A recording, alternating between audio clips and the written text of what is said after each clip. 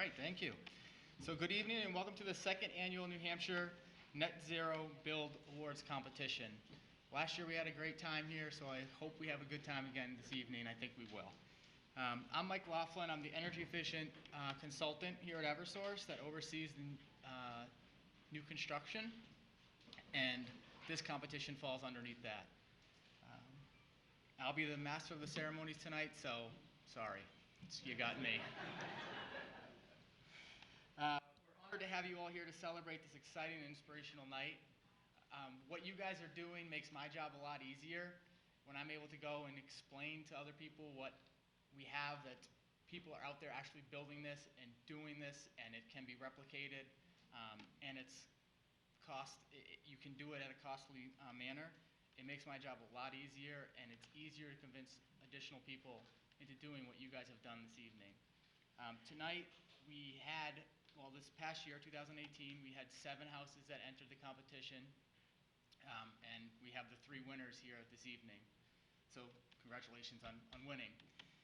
The 7 houses, they were all, there's a certain criteria that we judge them on. So there's 5 different levels, or 5 different criteria that we send to the judges, and then they take care of it for us. And that's the home's final HERS index score prior to renewables, the HERS final index with renewables, the price per square foot to build the house, and that's just the house itself, not the land, so just the house. And then the home's estimated annual net operating cost, which in your case is pretty small, so that's what we're looking for. And then the last one is a technological innovation. So that could be anything from insulation to the types of heating systems that you're using, to battery backup or battery storage walls. Obviously all of you have solar, so that's another technological innovation that we look for. And none of our judges are able to make it tonight, but I just wanted to mention who they were. So our first judge was Mike Joy. He's the former president of REPA, that's here in New Hampshire, which is the Residential Energy Performance Association. He was a judge last year, and again a judge this year, and he's just very helpful at all times. So, and he actually owns an installation company, and so he's a good judge to have. The other one is Dean Gamble, who's actually the technical manager for the EPA. So we send these all down to Washington, and he takes a look at them for all of us. We have conference calls on it, and then he judges them for us and provides us with some great feedback. And the final one is Chris Johnson, who formerly worked for the New Hampshire Electric Co-op. He's retired, but he was very instrumental in getting this program started, and it's just nice to still have him involved. Unfortunately, he's out doing retirement things tonight and wasn't able to make it, but I'm not sure what that was. Most likely playing golf. So before I introduce tonight's guest speaker, I just want to remind all the winners, if you guys could just please silence your phones, because we will be having videos, and we'd just rather not hear your phone calls if possible. So tonight we're honored actually to have a very special guest here this evening. This is the first woman in U.S. history to be elected both governor and United States Senator. New Hampshire's Jean Shaheen is a trailblazer with a reputation for working across the aisle to get things done. She is committed to serving the citizens of New Hampshire, is known for her common sense leadership, hard work, and dedication to improving the lives of the middle class. She has served in Senate since 2009 and is a member of the Senate Committees of Armed Services, Foreign Relations, Appropriations, Small Business and Entrepreneurship, and the Selection Committee of Ethics. Please join me in welcoming U.S. Senator Jean Shaheen.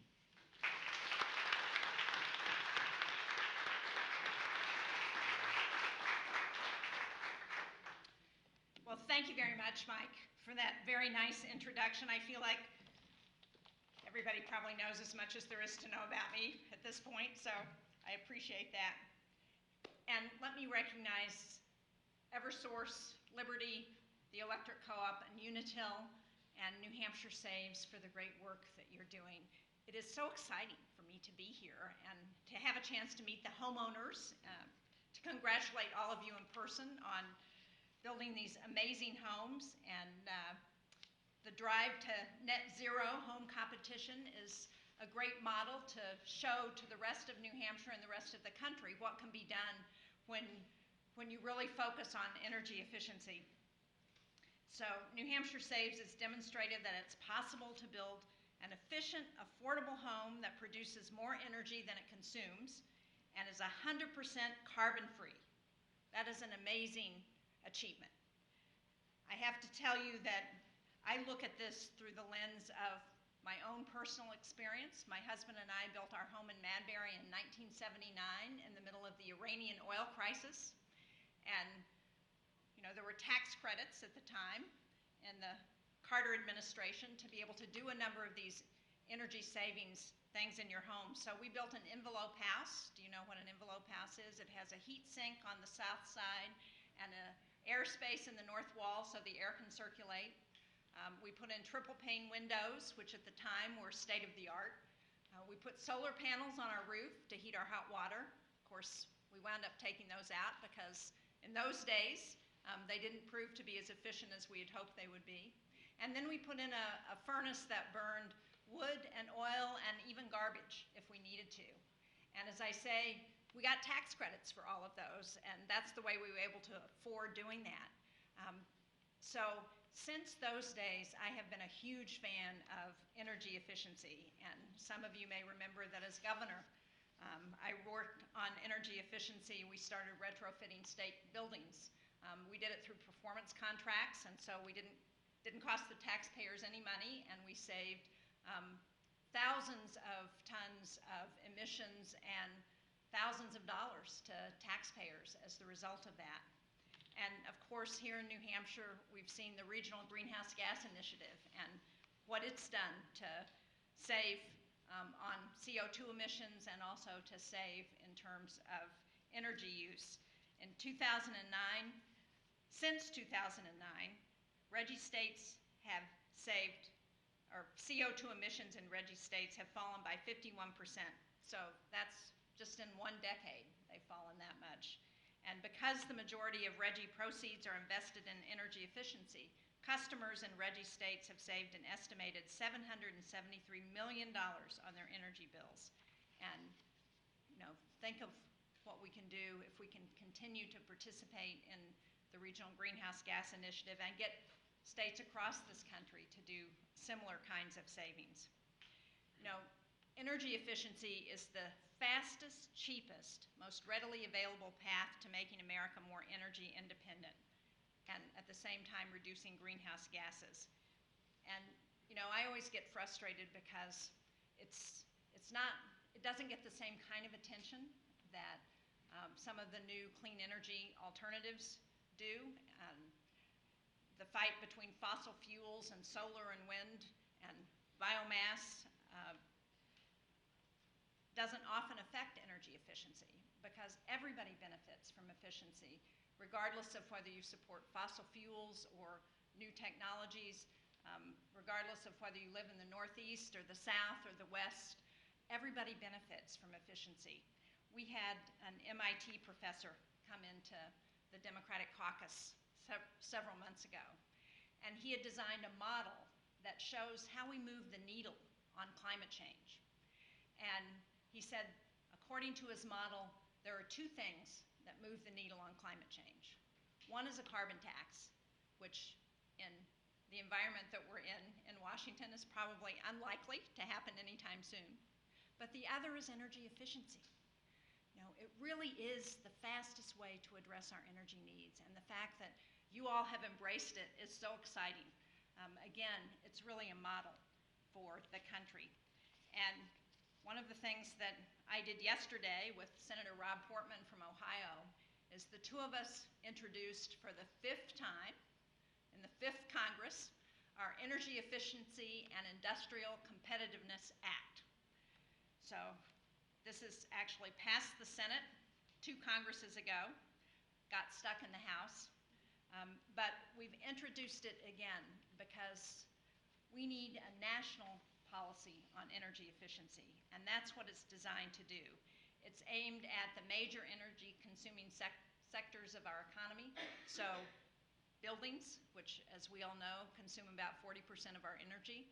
It's aimed at industrial use, which is the most energy consuming sector in our economy, and then at the federal government, which uses more energy than any single entity in the world. So it would strengthen national model building codes to make new homes and commercial buildings more energy efficient. It would encourage DOE to provide technical and financial assistance to comply with those model building codes. It would create technology centers to share what's being learned in efficiency, the new innovations, with small business and residential homeowners, so people can learn more about what can be done.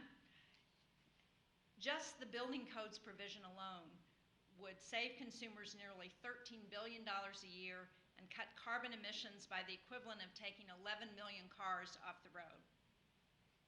There are obviously other savings to be made in other parts of the bill.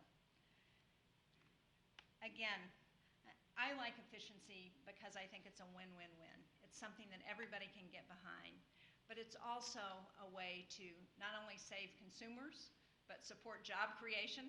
You know, as I look, you're going to hear from Ted about the innovations that have happened since 1979, since we built our house, that make the new homes that you're awarding tonight much more efficient than our house is today.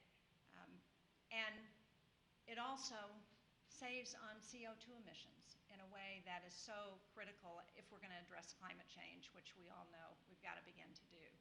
So I just can't congratulate all of you enough and say whatever we can do to be supportive of this effort at the federal level, we are certainly interested in doing, and we hope that you will help us, because 5th time's a charm. We're going to get this bill through. Senator Portman and I said, now is the time. We've had some changes in the House that make it more likely that once we get it through the Senate, we can get it done, and it has strong bipartisan support. So again, congratulations, especially to all the homeowners, to the builders who are here, and to everyone who has made this program such a success. Thank you.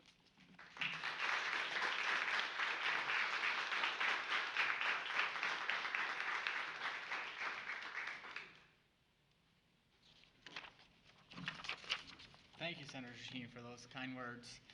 And I too built my own home, not in 1978, but 2 years ago. So I know what you mean. I built it to be energy efficient as well, and not to the extent that everyone here did, but I still want to think I did it as good as I could at the time. So thank you for those kind words. Now on to the keynote speaker for this evening.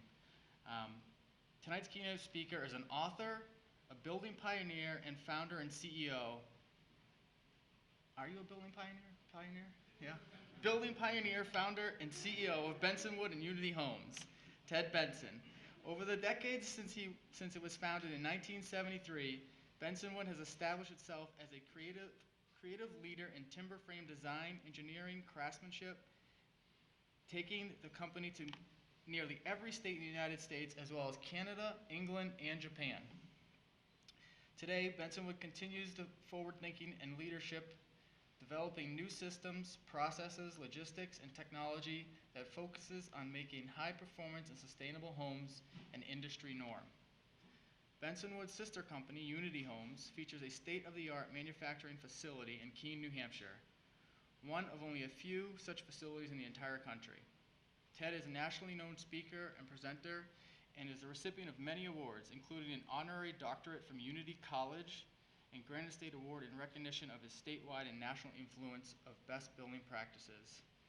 Ted has appeared on PBS's This Old House, which I have seen, multiple times, and was featured on Ask This Old House just this year. Please welcome Ted Benson.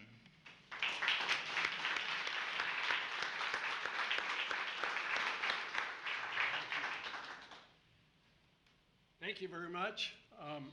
I can tell you it's very intimidating to follow Gene Shaheen. He was one of my heroes. I feel like we are so lucky to have this kind of leadership in our state.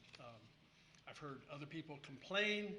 I have no complaints about our leadership. So thank you for all that you do. It's really wonderful. Good evening to all of you, and I am really honored to be here at the second annual New Hampshire Drive for Net Zero competition. And I have to tell you in advance, one of our homes is involved here this evening, so I'm real proud of that too. So this is just a special honor. I want you to, take a minute and lower your expectations. I have a presentation which is called the Keynote. It's really a story. It's going to go pretty fast. There's a lot of slides. I think I worried the folks back here. But I'm going to separate context and content. So there's context that you should know about because it helps with the story. But I'm not going to spend any time on the detail. So those slides will go fast. And on content, there are a few things I want to concentrate on. I'll slow down for those slides. So don't worry if I go a little fast, because there's 46 years to talk about. So there are actually two companies, as we talked about. Bensonwood is our legacy company, and started in 1973. And Unity began in 2012. And then under Unity, we're developing software called OBCAD. So that's another brand there. And under Bensonwood, we've established a new brand just this past year called Tectonics. And I'll tell you a little bit about what they do. Really important, I'm going to be showing slides of a lot of buildings and technology, and it actually gets down to people. We have such grand people in our company. A few of them here, Allison Kay and Rob Vogel. Thank you for coming this evening. This is the kind of culture it takes to make great buildings. Technology helps, but it doesn't solve the problem. Okay, thanks, sir. It's really people who will solve those kinds of problems. On the Bensonwood side, we've been building high performance, high quality, well-crafted buildings for the past 45 years. I'm giving two examples here to show two extremes. So on the right is a building that is clearly a grand timber frame structure. This is one we did for this old house. And on the left, a home we built, a very high performance home we built in Connecticut. So that shows the extremes. This is what has taken us all over the world. Our specialty is high performance, melded with craftsmanship and good architecture. We also do a lot of work on the commercial, educational side, and so these are larger scale buildings. We often work with architects and builders around the country. So the building on top is 60,000 square feet at the Booth Bay Botanical Center, Net Zero, LEED Platinum. The one on the bottom is Burn Burton Academy, Mountain Campus Academy, Net Zero, LEED Platinum, and the one on the right is Hampshire College, Living Building Challenge, Net Zero. So we're proud to be involved with that kind of project as well. This is Unity. I'll tell you a little bit more about Unity, but this is our mission to bring high quality, high performance homes to the middle market. So Unity is really focused on keeping the quality high and the cost low. Here's an example of many of the Unity homes that have been built actually around the country. And you can see there's such a variety of style, and yet it's based on some standards that I'm real proud of. Last year, we launched a new factory in Keene, New Hampshire. It's something that we've been working on for a long time. And because we've studied the world and we've seen this sort of factory in Germany and Denmark and Sweden. They're very common over there. This is the second such factory in the US. And I'm real proud that New Hampshire is a home to this sort of factory. It's the best technology in the world, and it's how we will be able to get high performance down in cost and up in quality by using automation and the best kind of CNC technology there is in the world. The equipment is from Germany and Austria and France. I didn't say the US, and that's unfortunate. Maybe that'll come, but we had to source the world for this kind of technology. In another facility, we have actually a robot that does a lot of machining work, a very high quality, very accurate work on timbers of large scales. We've done timbers that are 12 inches by 30 inches by 54 feet long. We can also, with the same machine and that robot, make a coffee cup, a wooden coffee cup. So it's incredible and really helps us with that technology, again, to bring the quality up and the cost down. This is an example under tectonics where we're doing a lot of work for outside architects and other builders. They bring us the plans, we build the timber structures. We have another 5-axis machine that automates the machining more of millwork items, so we make doors and screen porches and stairs and all that sort of thing. The best technology in the world. This is from Italy. So you can see in our factory under tectonics now the production of wall panels that will go into these high performance homes. And when you see this in action, you can really understand how we would be able to get the cost down.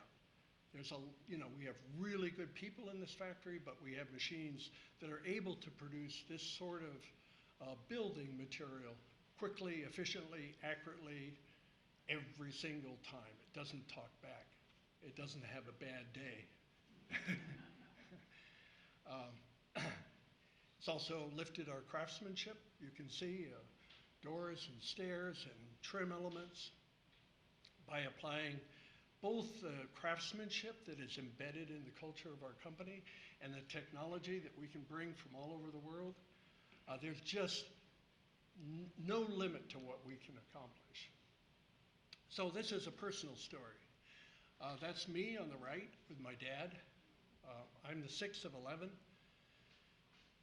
We grew up economically poor, spiritually rich. But the economically poor was a problem. And we lived in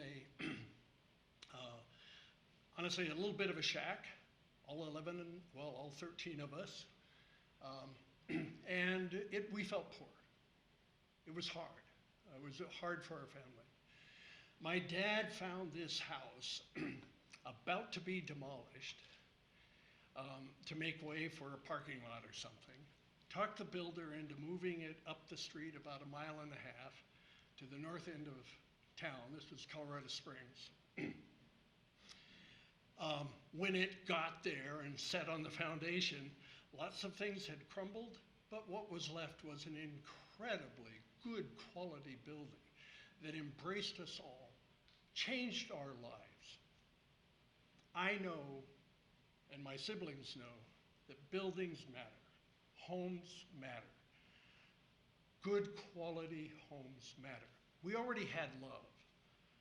We already had the care of our parents. There was no issue there.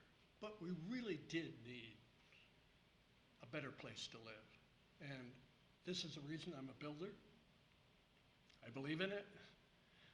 I know the difference it can make. So I went on after college into the building trades. And I was dismayed by what I saw. I did not see the sort of work that I lived in a house in Colorado Springs that was built in 1895. I saw something much worse. It's like, wow, as a culture, we've become worse at this? That can't be. So I decided it would be worth it to try to find a better way to build. We know what a good quality building is, but we've lost track of how to do it. And so at first I decided this was in 1973, to revive timber framing as a method. I had seen the timber frames around New Hampshire and Massachusetts and Maine, and they actually define the towns that we live in, like my town of Walpole, New Hampshire.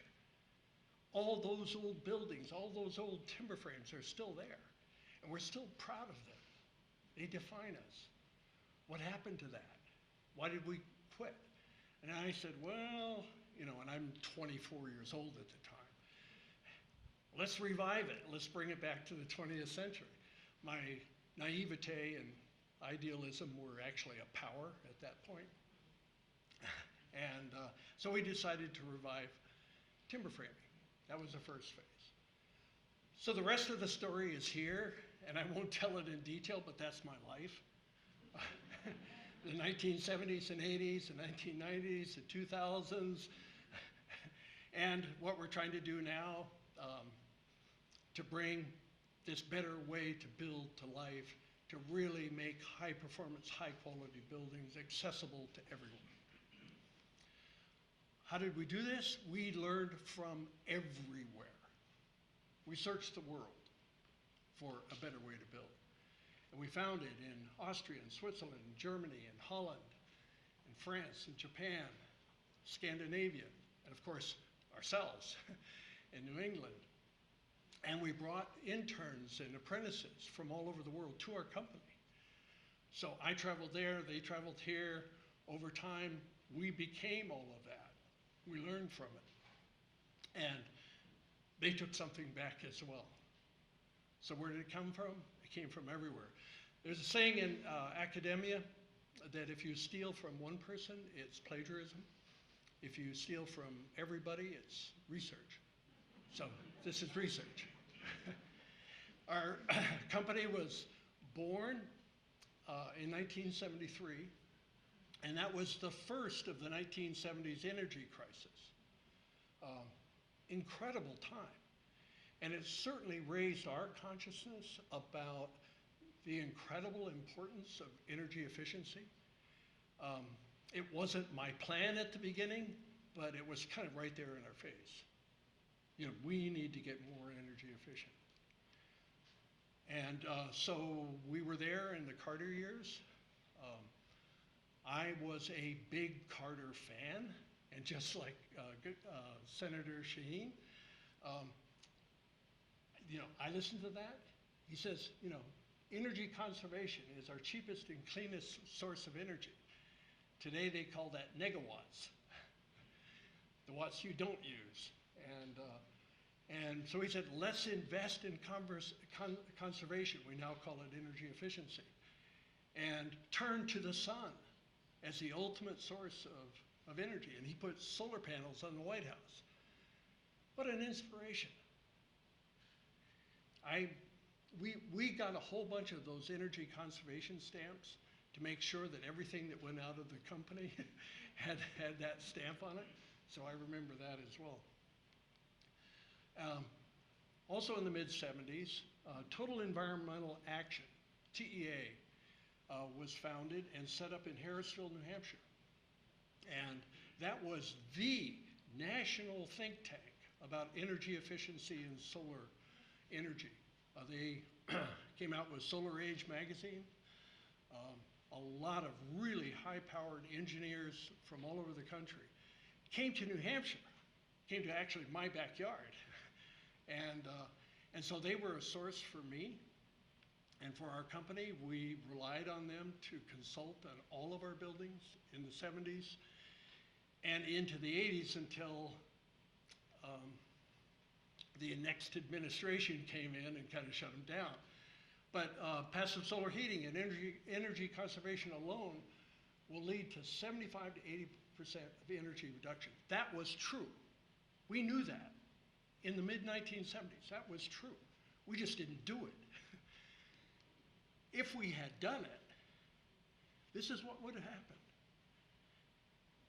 We were on this path, and if we had followed through like Sweden did, we would have become energy independent as a state and as a country by 2012. and reduced our need for nuclear by 2000. That's kind of like, what if? What if we had followed through? What a shame. But our company continued anyway, and we did not drop the energy efficiency. This is my own house, built in 1979, the same as Senator Shaheen's, and very energy efficient building. It won't freeze, it never would freeze. If I could leave any time in the winter, shut the door, I didn't have any backup heating system, and it wouldn't freeze.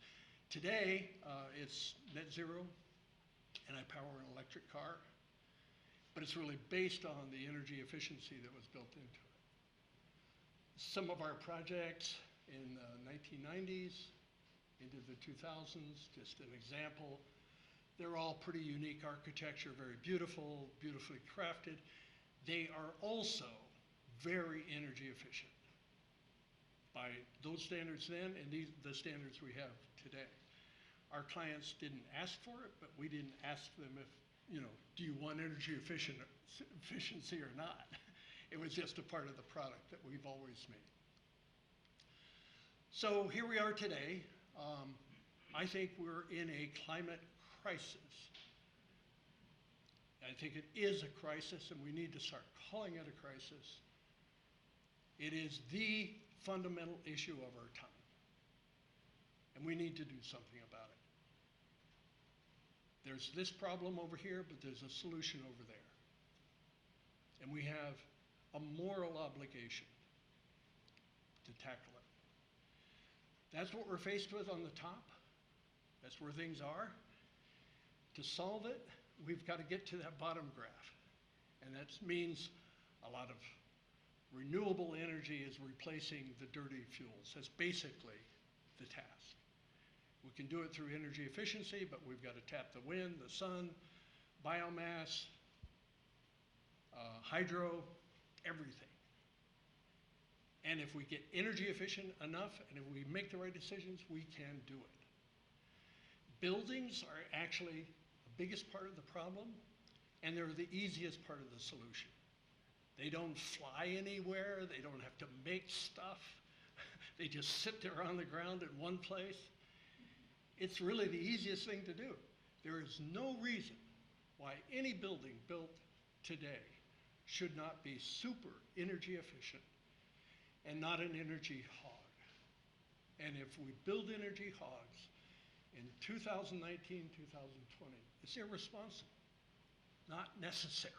We know better. We know how to tackle this. We learned a lot in the 2000s when we really wanted to tackle this energy crisis. And one of the things we did is did a partnership with MIT that started in 2004 and went through 2008. We did 2 big projects with them. This was the second one.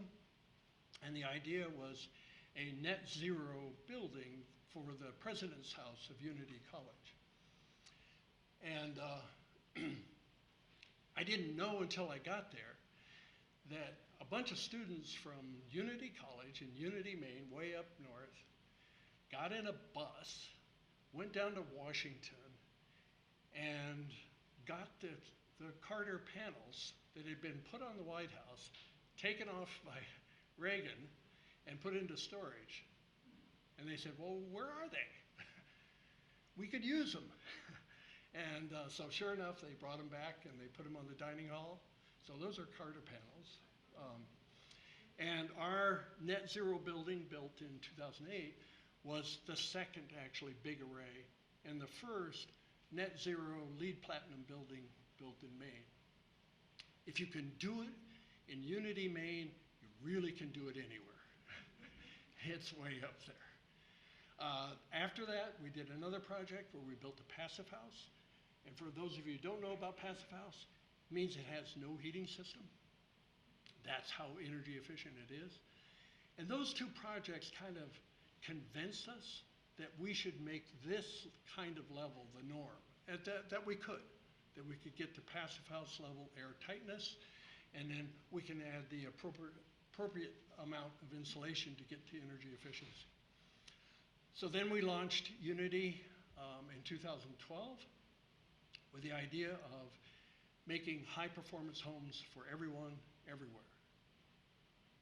We're on a path. I need another life, but maybe we'll get there. But under Unity, we started asking these questions. Are energy-efficient homes a privilege or a right? Are healthy homes a privilege or a right?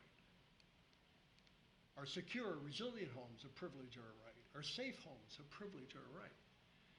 And the answer for us is all of these things should be norms. Our industry needs to step up and serve the public better.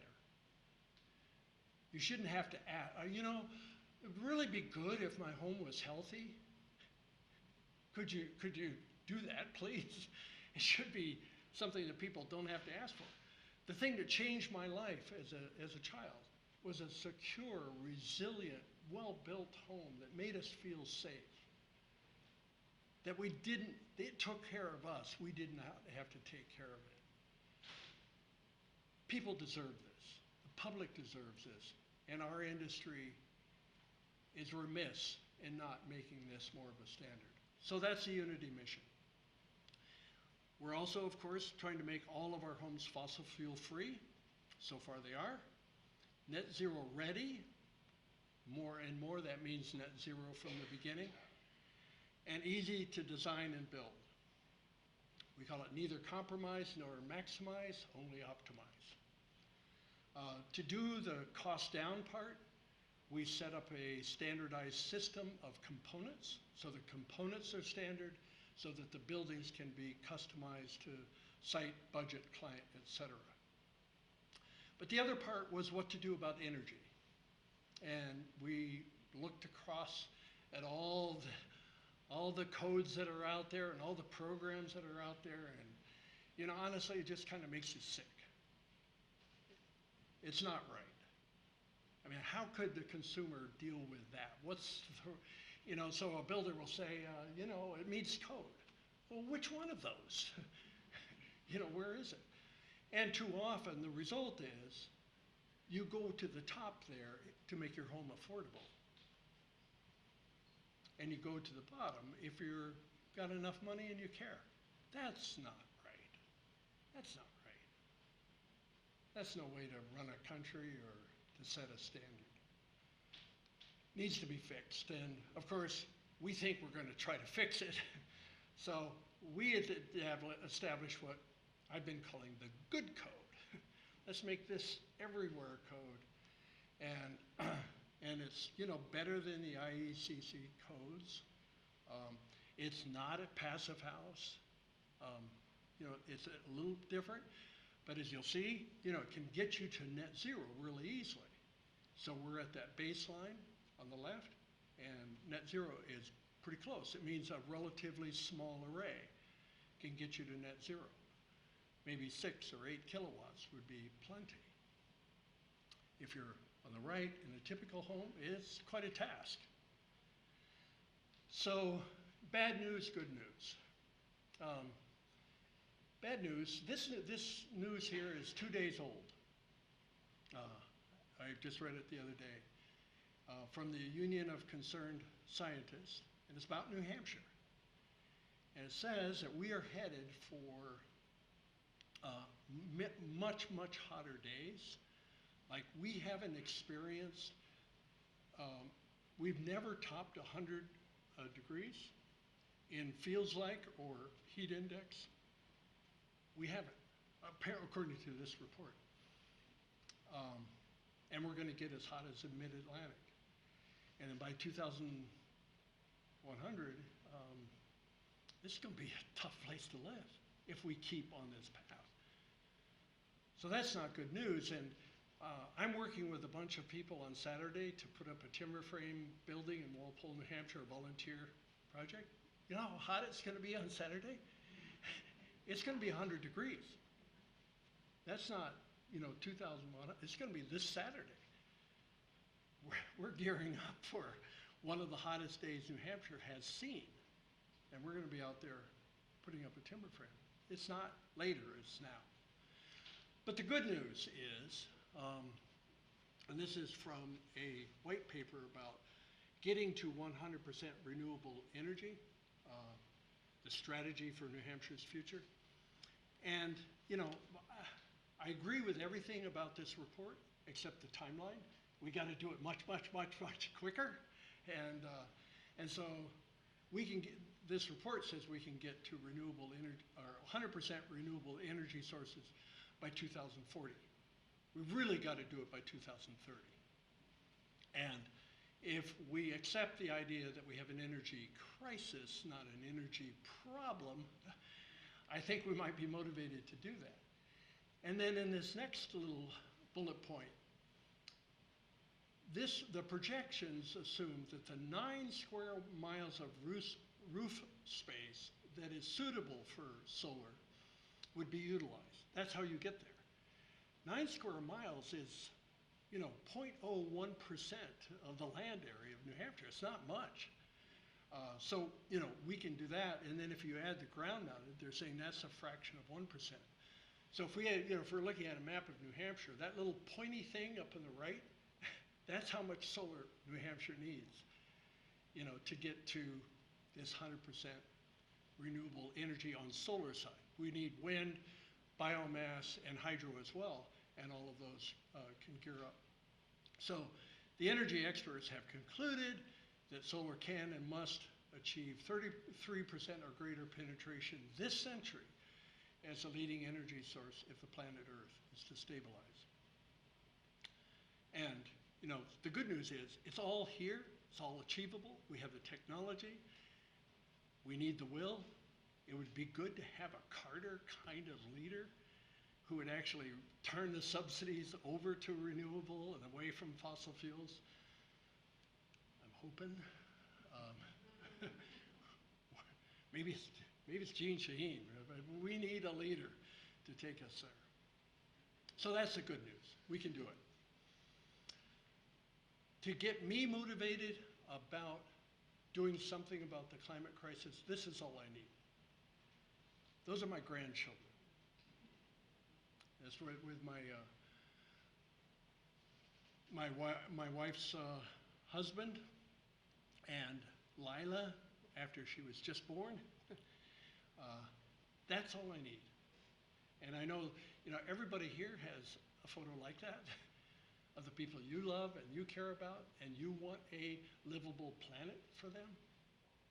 That's it. That's all we need.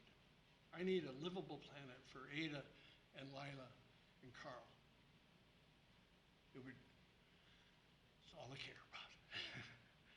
So I want to congratulate all of you tonight for being a part of the solution and a part of making the world a better place, making New Hampshire a better place, and making the commitment as builders and homeowners to reach for the sky and get away from the ground. Our solution is there. So thank you very much.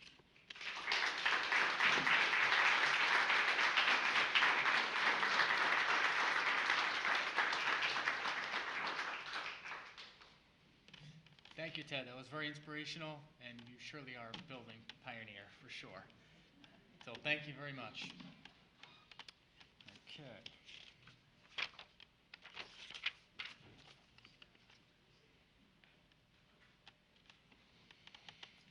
All right, now on to the winners. Now on to the movies we've made and the videos. This year, award-winning homes were constructed differently, each one of them, 3 different ways, all reaching net zero. So we're eager to share these videos showcasing this. Our first presenter this evening is Matt Mingella. He's a residential program manager at Liberty Utilities, and he'll be introducing the 3rd place.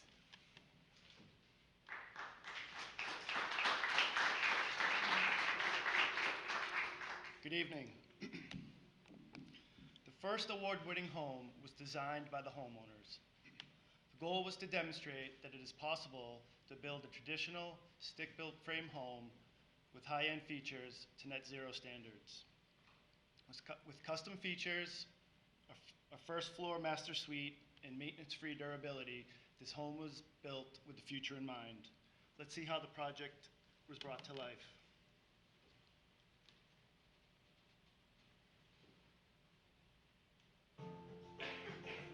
Working with Bruce and Wendy was great. I mean, Wendy designed the home. Bruce is a builder, and he's passionate about building buildings that are more durable, that will last a lifetime. They wanted a net zero home.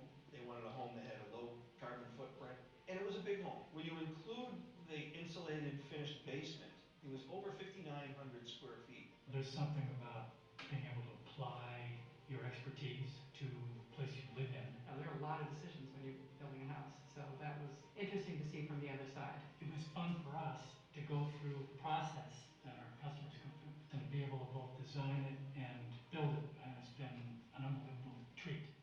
We formed Domus in 1978, and we built our first super insulated home in 1979, 1980. In 1981, we started building double stud walls, foot thick, and the R value was 40.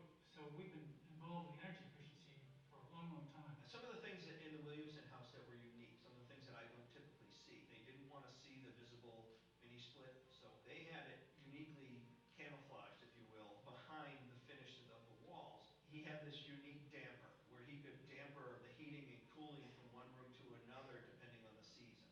Their PV system, instead of being mounted on the roof or out on a ground mount, it's on one pivoting pedestal, so the entire array can pivot to track the solar throughout the day, and it can tip up and down to track at given points of the season. We did want to have a fireplace. We wanted a gas fireplace that had sealed combustion. Because of the way our space is designed, we decided on a linear gas fireplace, and that took a fair amount of detailing and design to get that right. We have an ERV, it's an energy recovery ventilator. You can't hear it. It's running all the time, and you can't hear it. It's reassuring to know that fresh air is constantly being that's introduced exactly into right. all the Yeah, spaces, yeah. and that the stale air is being exhausted. With respect to the water heater, it is a Eversource heat pump water heater. We do have recirculating pump. And That's it been a great conserves feature. energy as a result, Right. because it's sending lukewarm water back to Back to the tank. The other key piece is the windows. We went for triple glazed windows. All the lighting's LED. We got good quality washer and dryer. We did decide to go with an induction range. We didn't want gas because of the ventilation issue. And we have 4 inches of foam on the exterior. So that's R20 outside of the studs that are then, in our case, filled with dense packed cellulose, adding another nominal R20. So we have a nominal R40 wall. So the Williamson house, before renewables are introduced to the HERS index, scores a 31. After renewables, after introducing the solar array, brought the HERS score down to 9. I love the floors. I love the beams. Wendy. Wendy's my favorite feature. We look at each other a lot and say, wow, this is so nice. We do. And comfortable, and we love it. I love living with you here. I love living with you here too.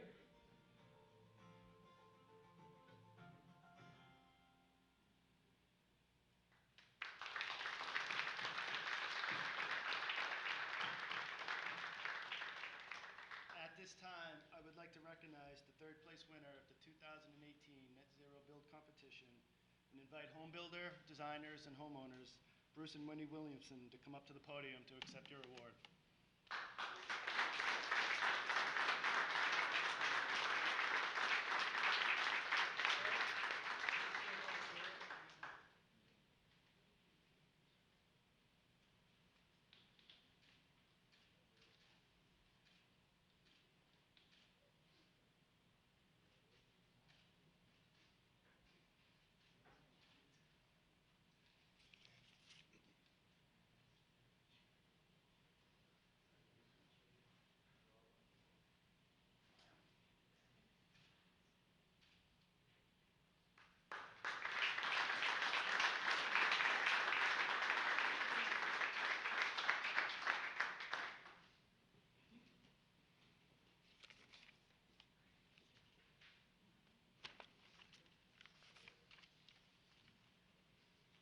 Congratulations again, Bruce and Wendy. And unfortunately, my wife couldn't make it, but tonight I'm actually happy she's not here because she'd be asking me, why didn't we camouflage our air source heat pumps? on the walls because that's one thing she cannot stand in the house that we built. So now I know what I can do on the next one. So for our next presenter is Joe Harnoys. Joe is the president of Atlantic Building Supply, Harbor Construction, and also the president of the New Hampshire State Home Builders. Being a member of the Home Builders, I'm also a member of the Home Builders, and I've seen Joe's leadership representing and educating the building industry in our state. According to the next homeowners, Joe was also instrumental in their education and understanding of the materials used to build the home. So please help me and welcome Joe Harnoys.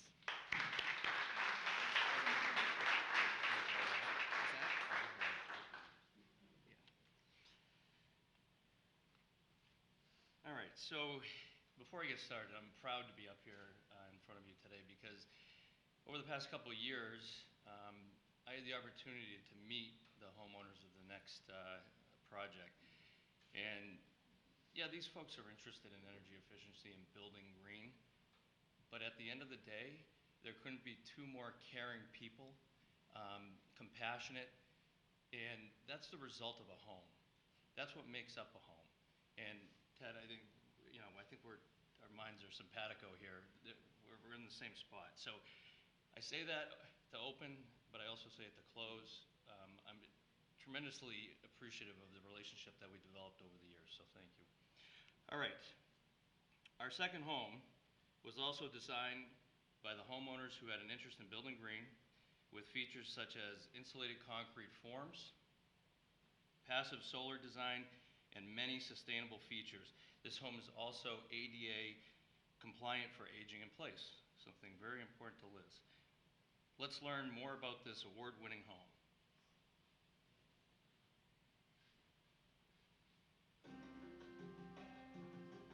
We moved up from the Cape because the Cape was getting so busy. And we're both from New Hampshire, and we have family in New Hampshire. We've been looking for several years to find the lot, and we finally found it on the back of a real estate magazine. The Petersons really wanted to build an energy efficient home, try to cut costs on maintenance down the road with electric bills, fossil fuels, stuff like that. It kind of speaks to Mark's nature as an old frugal Yankee that wanted to build something that was very Yankee, but yet very technologically 21st century.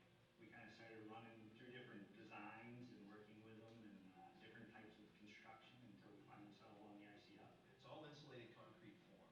It's a solid concrete house wrapped in insulation. ICF is foam block basically that go together like Lego blocks. It has 2 inches of foam insulation on the outside as well as the inside.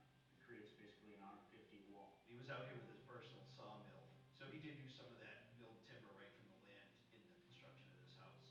I'm a wood guy. We managed to get some wood into our home, and it's beautiful. Mark was great too. He's been a builder his whole life, so he knows a lot about mechanical stuff. I've designed every house that I've been involved Yeah. with. We chose to have these windows made up in Canada. The U value is 0.27. They're Energy Star labeled windows. They're double pane, but they're highly energy efficient, similar to a triple pane.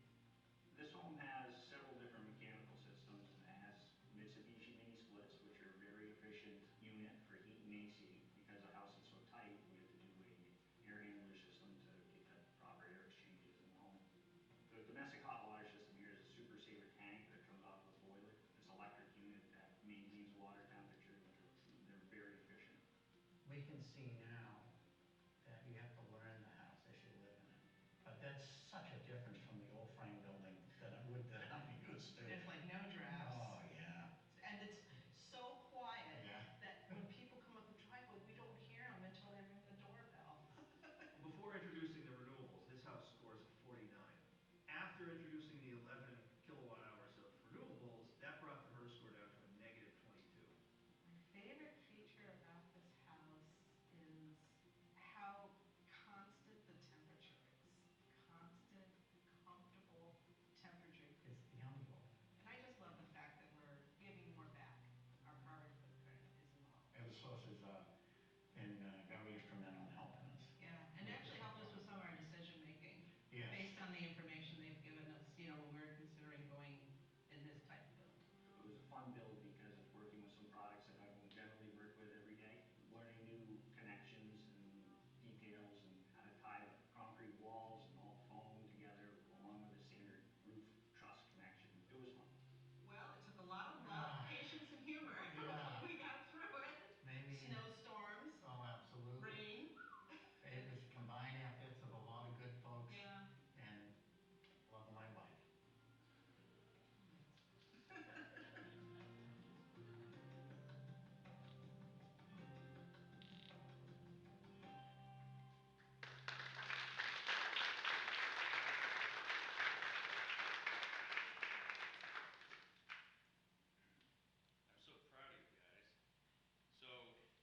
Congratulations to builder Matthew O'Clair and homeowners Mark and Elizabeth Peterson, second place winners of the 2018 Net Zero Build Competition. Please come to the podium to receive your award.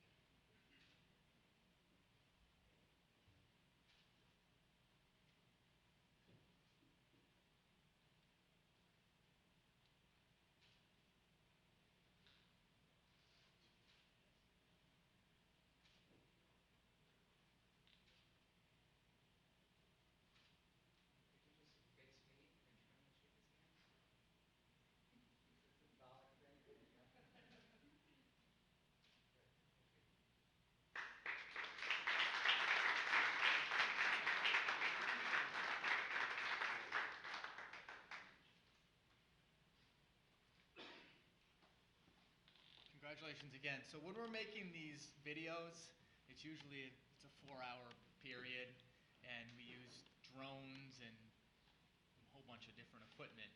And while we were at Mark's house, Mark decided that he needed to fly the drone. So that was pretty interesting. He had a good time with that, I believe, but he did get a little scared. He stopped. He didn't want to hit any trees.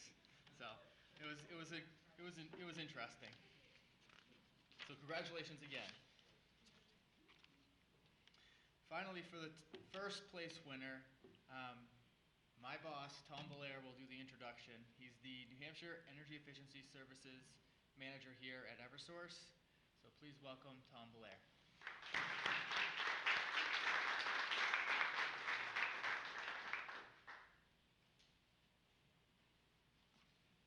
I have the honor of introducing the winner to this year's Drive to Net Zero Energy Challenge.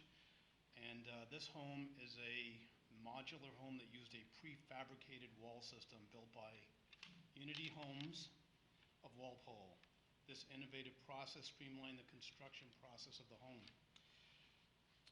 As part of the design, the homeowners wanted a home that checked off a number of boxes, if I can get this right. Low energy, carbon, and a low carbon footprint. It would be built to provide a healthy living environment. It would be their retirement home and allow them to age in place. It would accommodate their large family and anticipated grandchildren. And according to Janet, would allow for lots or a few cooks in the kitchen. Besides being very energy efficient, this modular home was built on a beautiful lot in Newbury, New Hampshire. Has custom features such as a bridge connecting the house to the room over the garage, and it also has 2 large outdoor decks for entertaining and family time. Let's check out the winning home.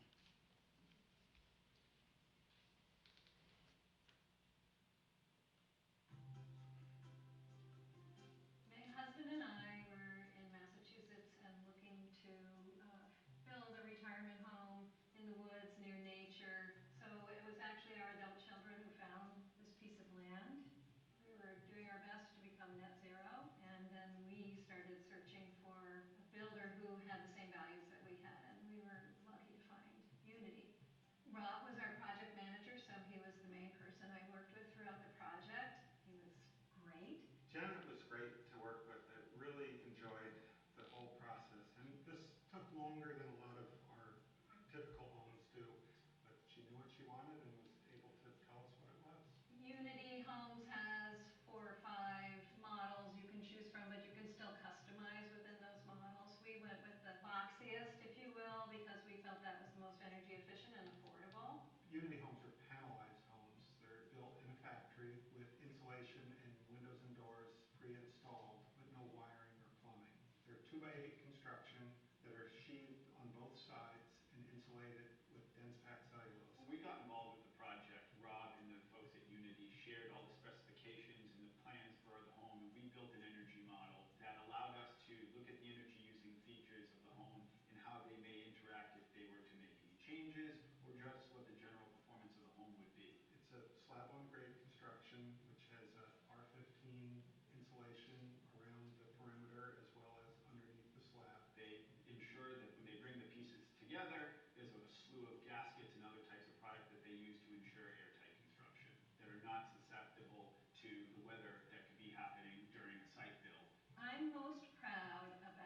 the energy efficiency of this home, the intelligent way it was built. This house has an air source heat pump that provides the heat and cooling. which actually can extract warm air in the wintertime or cold air in the summertime, and can actually heat the home without any type of fuel combustion source. And then there is an ERV that provides fresh air for the whole house.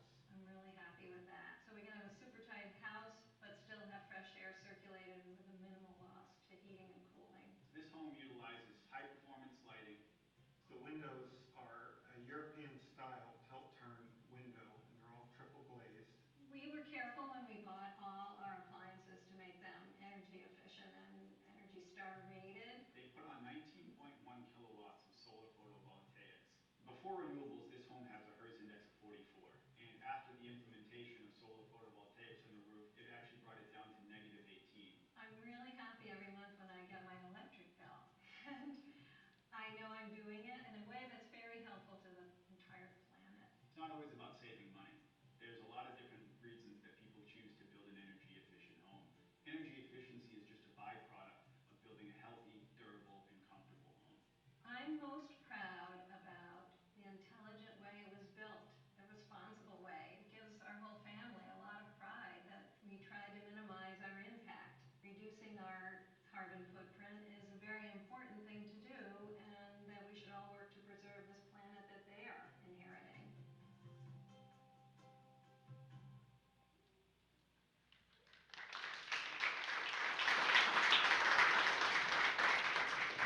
So congratulations to Unity Homes, Rob, Allison, and Ted, and the homeowner, Janet Taft, for being this year's winner. That's an awesome home. Come up and get your award, please.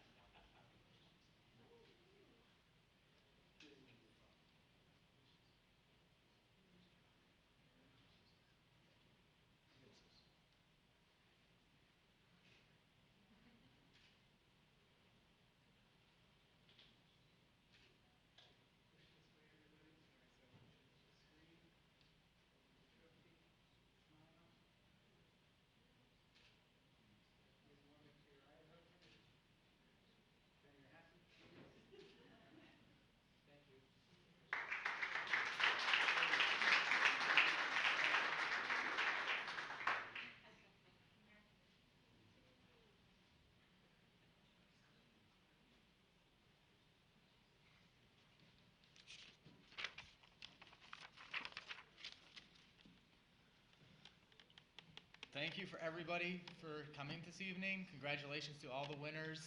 We have one last ask before everyone leaves, and that is if we could just get a group photo of everybody that's here right out here on the patio, and then we can come back in and you guys can have food and do whatever you'd like. But congratulations again. Like I said at the beginning, you guys make my job a lot easier, and we've already got a bunch more people that are signed up for the program this year. And we've used all of you as examples. So the videos will be put on our websites. You guys are free to use them, and then we're going to market them as well. So hopefully we can get more people and get what Ted said, get everyone to do this. So thank you again, and congratulations.